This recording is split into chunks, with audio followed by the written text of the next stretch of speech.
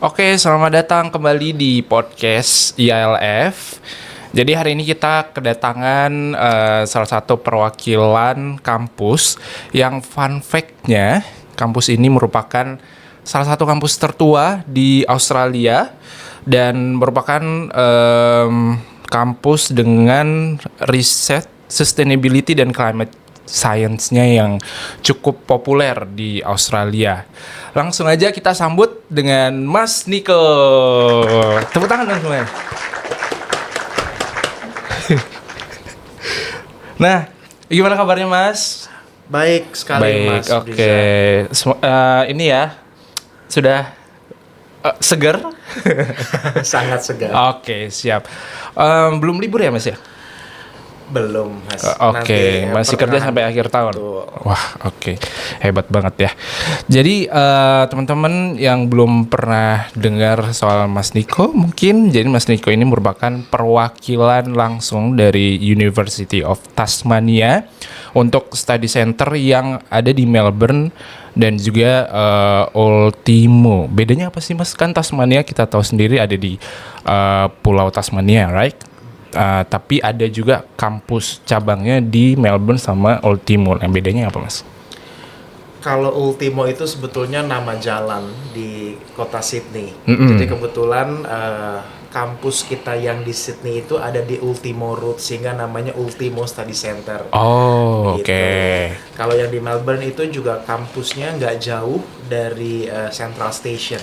Jadi kedua kampus kita yang di Melbourne maupun yang di Sydney itu sama-sama di CBD lokasinya. Di CBD berarti benar-benar di pusat kota ya? Benar banget. Oke. Tapi kalau misalnya di pusat kota gitu berarti punya keuntungan tersendiri dong buat international student ya. Betul. Mulai dari networkingnya, kemudian peluang kerjanya juga lebih banyak ya kalau di CBD ya Mas ya. Oke deh kalau gitu. Nah mungkin untuk UTAS yang ada di Melbourne dan juga di Sydney di Ultimo ini highlightnya apa nih Mas? Maksudnya kenapa sih international student tuh harus kuliah di UTAS Melbourne dan juga Sydney? Oke, thank you Mas Briza. Tadi Mas Briza sempat mention bahwa UTAS itu adalah salah satu kampus tertua di Australia dan itu benar banget Mas. Tahun 2025 ini UTAS itu berusia kalau tidak salah 139 tahun. Wow. Ini yang membuat UTAS sebagai kampus tertua keempat di Australia. Wow, berarti kalau misalnya udah setua itu berarti udah punya experience yang sangat mumpuni ya Mas ya dalam entah itu teachingnya, sistem pendidikannya, kurikulumnya gitu ya Mas ya. Benar banget Mas Briza. Nah ini kemudian terrefleksi dari posisi ranking UTAS menurut QS Rank tahun 2025 ini kita menempati peringkat 293. Jadi kita masuk top 300 universities in the world. Begitu. Wow, skala global ya. Skala global, bukan berdasarkan kan biasanya ada penilaian berdasarkan student satisfaction, gitu ya, atau serapan mahasiswa ke dunia kerja. Enggak, kita rankingnya secara global. Secara global itu berarti kita membuktikan kuat secara penelitian kita, kualitas akademik kita, termasuk juga kualitas dari lulusannya itu sendiri, Mas Briza. Oke. Jadi seperti yang saya bilang tadi ya, dalam hal experience, kemudian teaching quality-nya, research-nya juga itu udah sangat advance gitu ya. Karena kampusnya udah cukup tua sekali gitu, udah ratusan tahun. Terus Mas, aku mau lebih ke ini sih Mas, apa ya? Perbedaan dari mungkin kalau kelas di UTAS mungkin gede ya Mas ya. Jadi mahasiswanya ada banyak kayak gitu kan karena kan merupakan kampus utama juga ya. Tapi kalau misalnya yang ada di Melbourne sama Ultimo kelasnya kayak gimana? Suasana belajarnya kayak gimana? Kemudian advantage-nya juga kayak gimana kalau misalnya di Melbourne atau di Ultimo? Oke. Jadi perkuliahan yang berlangsung baik di Melbourne atau di Ultimo Sydney, secara jumlah mahasiswa dalam satu kelas itu kita selalu memastikan jumlahnya tidak lebih dari 30 sampai 40 student. Oke. Jadi that's a small class, yes, right? Correct, Mas Briza. Kenapa kita menekankan pada kelas kecil begitu ya, supaya dalam proses belajar itu terjadi interaksi yang dinamis antara pengajar dengan mahasiswa maupun juga mahasiswa dengan antar mahasiswa. Sehingga untuk di kedua kampus Melbourne dan Sydney, kita memang tidak pernah membuka kelas dalam jumlah besar yang satu kelasnya ada 50 atau 100 students, enggak. Antara 30 maksimal di 40 students. Itu yang pertama. Yang kedua, Mas Briza, adalah waktu perkuliahannya. Jadi memang perkuliahan di UTAS itu secara umum berlangsung dari Senin sampai Jumat. Tapi mahasiswa itu biasanya akan belajar full time di kampus itu maksimal di 3 sampai 4 hari. Jadi mahasiswa itu akan punya 1 sampai 2 hari di mana mereka diberikan waktu untuk studi mandiri. Oke, tapi dalam satu hari itu apakah full seharian mulai dari pagi sampai malam atau gimana biasanya? Nanti biasanya tergantung dari mata kuliah yang diambil. Bisa jadi dalam satu hari itu students kuliah dari pagi sampai sore. Tapi bisa juga mereka kuliah di pagi sampai siang atau siang ke sore. Atau pagi dan sore bahkan begitu. Oke. Berarti ini ya, kalau misalnya nggak sepadat itu sebenarnya kan. Jadi student itu bisa punya kesempatan untuk kerja part time, right, Mas? Kerja part time kalau memang ada kesempatannya, atau juga students bisa studi mandiri begitu ya. Terlepas mereka belajar di ruang kelas, kita berikan mereka kesempatan untuk belajar secara mandiri, entah itu di perpustakaan atau di lab, atau bahkan juga mereka melakukan internship sejak awal itu sangat memungkinkan. Internship ya. Betul. Jadi bisa nambah-nambah experience juga. Nanti kalau udah lulus juga udah punya nilai plus tersendiri juga kan. Jadi kalau misalnya kelasnya kecil-kecil kayak gitu, dosennya jadi lebih gampang inget gitu ya Mas. Ya, ke mahasiswanya. Dan juga kalau misalnya ada apa-apa nih, ada kesulitan atau apa, dosennya langsung ini ternyata studentnya dulu pernah kesulitan di ini, jadi nanti solusinya kayak gimana, itu kan lebih gampang ya Mas ya. Betul banget. Oke, bagus banget ya. Jadi advantage small class itu ada banget gitu. Jadi ini bisa jadi benefit yang besar untuk international student, belajarnya lebih fokus gitu ya. Oke, kita masuk ke topik utama kita ya, future of work, right? Di seminar akan dibahas nantinya. Jadi buat teman-teman, kita ada seminar dari University of Tasmania, judulnya Future of Work. Buat teman-teman yang mau ikutan, biasanya kita ada seminar di hari Sabtu. Jadi boleh pantengin Instagram ILF. Nah gitu.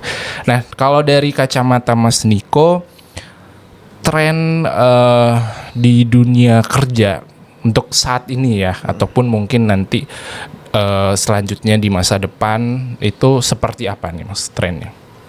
Oke, kalau kita ngelihat perkembangan global begitu ya, yang sekarang ini sedang populer begitu ya, terkait dengan teknologi, Mas Briza. Teknologi ya. Oke, teknologi ya. Teknologi, betul. Jadi hampir semua aspek dalam kehidupan kita sekarang ini nggak bisa lepas dari teknologi. Yes, right. Dulu misalnya kalau kita mau cari restoran, kita akan tanya tuh ke kenalan atau relasi kita. Tapi sekarang kalau kita mau cari rekomendasi restoran, itu nggak perlu tanya orang, kita tinggal buka handphone kita masuk ke entah TikTok, entah Instagram, entah Google Maps. Yes. Dulu orang kalau mau pergi ke satu kota begitu, harus pakai peta, bawa peta kecil, peta lipat. Sekarang pakai Waze atau pakai Google Maps. Teknologi amat sangat mempengaruhi kehidupan kita sekarang ini, Mas Briza. Sehingga kalau menurut perspektif yang dilakukan penelitian oleh UTAS, teknologi itu memegang peranan penting, dan teknologi itu juga yang akan membawa dampak besar khususnya bagi generasi-generasi mendatang dalam kaitannya dengan dunia pekerjaan atau dunia profesional. Betul. Berarti demand-nya itu tinggi banget ya di bidang teknologi, kayak misalnya AI, betul, ya kan, data, cyber security, automation, kayak apa namanya sekarang ya, ChatGPT kayak gitu ya Mas ya, itu kan sekarang udah ngetrend banget di zaman sekarang gitu. Nah, kalau misalnya selain dari sisi teknologinya sendiri kan mungkin kita lebih punya nilai plus yang lebih lah gitu kan, kalau misalnya kita tuh punya skill yang lebih holistik gitu kan. Salah satunya selain teknologi mungkin manajemen ya Mas ya. Nah, mungkin bisa dielaborate gitu Mas, kenapa sih kita tuh selain teknologi juga harus di skill-skill yang lain juga gitu. Iya, selain dari perkembangan teknologi yang berkembang atau perkembangan teknologi yang sangat masif itu, secara individu atau secara personal kita juga harus punya kecakapan memanage. Oke. Entah itu manage organisasi atau manage tim kita. Betul. Ya. Kenapa? Karena memanage organisasi atau memanage tim gitu ya, itu bukan sekedar pengetahuan teoritis, tetapi itu juga sebuah keterampilan, sebuah seni gitu yang harus di-develop begitu. Karena dengan perkembangan teknologi yang begitu masif, otomatis akan ada banyak perubahan-perubahan yang terjadi dalam dinamika organisasi atau dalam dinamika masyarakat. Sehingga kita sebagai manusia yang hidup di era pasca modern ini ya otomatis juga harus men-upgrade gitu ya cara kita memanage tim, memanage organisasi, atau bahkan memanage apapun di dalam kehidupan kita ini gitu ya. Betul, dan itu menjadi penting Mas Beza. Ya, jadi bisa di-combine juga ya Mas ya, antara teknologi, terus kemudian manajemen, terus juga leadership mungkin ya Masnya, dan itu semua sudah ada di UTAS. Right. Oke. Nah, ngomong-ngomong soal manajemen, itu kan masuknya di bisnis ya Mas ya? Betul. Nah, bisnis di UTAS itu udah terakreditasi AACSB. Nah, mungkin beberapa teman atau kebanyakan deh itu belum ngerti apa sih akreditasi AACSB. Apakah sama kayak di Indonesia akreditasi yang A, B, C dan lain-lain? Itu mungkin bisa dijelaskan sama Mas Niko. AACSB ini adalah semacam lembaga akreditasi untuk sekolah-sekolah bisnis. Khusus untuk di Australia, hanya ada 17 kampus yang terakreditasi oleh AACSB. Oke, berarti nggak semua kampus ya? Nggak, dari sekian ribu kampus yang ada di Australia, hanya 17 dan UTAS menjadi salah satunya, Mas Beza. Wow, oke. Nah, apa sih keunggulan gitu ya dari benefit buat mahasiswanya itu seperti apa? Ya, keunggulan dari akreditasi AACSB ini satu adalah rekognisi global. Oke. Ketika sebuah institusi pendidikan itu diakreditasi oleh AACSB, maka itu menjadi bukti konkret ya. Kurikulum, termasuk juga dosen-dosennya, termasuk juga pola pengajarannya yang ada di kampus itu world class gitu ya, setara dengan world class level lah gitu. Oke. Lalu yang kedua adalah lulusan dari University of Tasmania itu otomatis akan terrekognisi secara internasional. Ya, karena AACSB ini bisa dibilang menjadi sebuah lembaga akreditasi yang prestisius, Mas. Jadi benefitnya akan dirasakan kapan? Ketika students itu lulus. Ya, mereka bukan hanya diperlengkapi secara kemampuan akademik dan berteori terkait dengan dunia bisnis itu sendiri, tetapi ada kekuatan networking di situ. Ada kekuatan global recognition di situ yang mereka dapatkan ketika mereka lulus dari UTAS. Oke. Jadi company-company itu mungkin melihatnya berbeda gitu ya Mas ya, untuk kandidat-kandidat lulusan dari UTAS dengan akreditasi AACSB. Gitu ya. Jadi lebih dilihat gitu, lebih bersinar. Betul. Jadi chance untuk keterima kerjanya itu lebih tinggi. Benar betul banget, ya Mas ya. Mas Riza. Oke deh kalau gitu. Terus aku mau nanya nih Mas, yang pertanyaan paling sering ditanyain sama international student adalah soal beasiswa. Nah, ini yang paling ditunggu-tunggu. Beasiswa di UTAS itu ada apa aja nih Mas, dan besarannya berapa kira-kira? Untuk tahun 2025 ini Mas Bisa, kita memberikan beasiswa sebesar 35%. 35%. 35%. Itu udah cukup tinggi ya Mas ya, di antara uni-uni yang lain ya. Untuk level public university cukup tinggi Mas. Apalagi kita kan ya tadi seperti Mas Bisa sudah mention juga, kampus tertua keempat dan ranking kita itu juga tinggi gitu ya. Iya, betul. Jadi besaran beasiswa sebesar 35% itu bisa dibilang cukup tinggi Mas Bisa. Iya sih, cukup tinggi, apalagi ya worth it of value juga lah ya, dengan ranking top 300, terus kemudian universitas tertua di Australia salah satunya, dan bisa dapat scholarship 35%. Betul. Syaratnya apa sih Mas? Susah nggak sih dapetinnya? Gampang banget Mas Bisa sebetulnya. Apa aja itu? Untuk program bachelor itu, yang pertama syaratnya adalah nilai rata-rata raport dari kelas 10 sampai 12 diusahakan minimal 78. Wait, 78 itu kalau di Indonesia udah minimal KKM sih Mas. Benar. Itu beneran bisa dapat? Yes, bener banget Mas Bisa. Minimal 78 dari kelas 10 sampai kelas 12. Syarat keduanya adalah IELTS-nya itu harus sesuai dengan ketentuan kampus. Untuk program bachelor, IELTS minimal itu 6, tidak boleh ada di bawah 5,5 dari masing-masing tesnya itu. Wait, nilai minimumnya 78, terus IELTS-nya 6,0 minimal. Benar banget Mas Bisa. Itu gampang banget guys. Jadi tinggal langsung apply aja ya Mas, tinggal ya ke UTAS ya. Benar. Dokumen yang diperlukan apa aja nih Mas? Raport pastinya. Oke, raport. Paspor.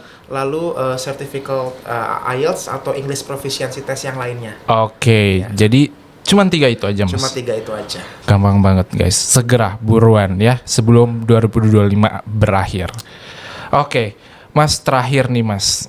Sebenarnya tentu international student itu banyak yang bingung sama pilihan-pilihan kampus, program, yang termasuk pengen ke negara mana, itu pasti mereka punya kebingungan tersendiri. Nah, dari Mas Niko sendiri ada pesan atau insight nggak? Gimana apa ya? Yang pengen disampaikan lah ke mereka biar mereka tuh nggak bingung lagi. Apakah harus ke UTAS kayak gitu? Worth it nggak sih kuliah di UTAS kayak gitu? Oke. Kalau menurut aku begini, kita hidup dalam dunia dengan tantangan yang terus berubah, dan dunia global ini juga membutuhkan pribadi-pribadi yang berkualitas. Betul. Nah, UTAS khususnya kampus Melbourne dan Sydney itu membuka 2 program yang pada saat ini itu sungguh-sungguh dibutuhkan, bukan hanya oleh masyarakat Australia, tapi masyarakat global. Kita menawarkan untuk program sarjana ada Bachelor of ICT, bukan cuma IT Mas, tapi Bachelor of Information, Communication, and Technology. Jadi 3 hal ini udah terintegrasi begitu, karena kita tuh nggak bisa lepas dari 3 hal ini. Betul. Ya. Dan di dalam Bachelor of ICT misalnya, kita menawarkan ada major fokusnya itu atau spesialisasinya di bidang Artificial Intelligence. Oke. That's amazing. Oke. Semuanya jadi dalam satu paket ya udahan ya? Dalam satu paket. Oh, oke. Lalu yang kedua, kalau di Bachelor of Business, kita itu menawarkan program, maksud saya spesialisasinya itu di bidang Business Analytics. Dan itu 2 bidang ini bisa dibilang 2 bidang yang cukup populer. AI itu hampir semua orang itu pakai sekarang. Pakai AI, betul. Bahkan anak TK aja udah ngerti cara mengoperasionalisasi ChatGPT. Yes, gitu ya. Betul. Lalu dari sisi business analytics itu penting banget supaya kita bisa ngelihat trend marketnya seperti apa, lalu kita bisa develop strategi yang yang cespleng lah begitu, yang oke banget gitu, sehingga Kalau teman-teman memang mengimpikan masa depan yang yang cerah gitu ya, masa depan yang terkoneksi dengan banyak dunia pekerjaan, UTAS menawarkan pilihan yang sangat baik gitu ya. UTAS tempatnya ya Mas ya. UTAS tempatnya. Betul sekali. Oke. Jadi itu guys ya. Menurut aku itu worth it banget. Jadi mulai dari rankingnya, kemudian umur universitasnya juga dalam hal experience-nya, teaching quality-nya, termasuk scholarship-nya juga lumayan gede loh guys. Kalau misalnya dibandingkan sama uni-uni lain, itu jarang banget segede ini. Apalagi dengan value-value yang udah disebutkan tadi. Terus juga syarat-syarat untuk dapat scholarship-nya, gampang banget, cuman raport minimum nilai 78, IELTS 6,0 dan udah itu aja ya Mas ya? Itu aja Mas. Tuh, gampang masih banget. Kita kasih bonus lagi nih untuk student UTAS Mas. Wah, apa itu bonusnya? Di kampus UTAS baik Melbourne maupun yang di Ultimo Sydney, kita ada yang namanya Career Center Mas. Career Center? Career Center. Oke, apa jadi, itu? Mas bisa ingat ya bahwa perkuliahan kita itu cuma 3-4 hari. Jadi students itu bisa punya 1-2 hari dalam seminggu yang mereka ya studi mandiri. Nah jangan khawatir nih kalau misalnya teman-teman ingin mengisi waktu studi mandirinya itu dengan internship atau part time, itu sangat memungkinkan. Kalau kita cari keluar mungkin kayaknya susah karena bersaing dengan imigran-imigran lain. Iya, tapi apalagi kampus, di CBD ya Mas ya. Benar banget. Tapi kampus UTAS kita punya Career Center. Oke. Career Center itu apa aja? Career Center itu pusatnya mahasiswa untuk bisa mendapatkan informasi dari part time job, internship, bahkan volunteer.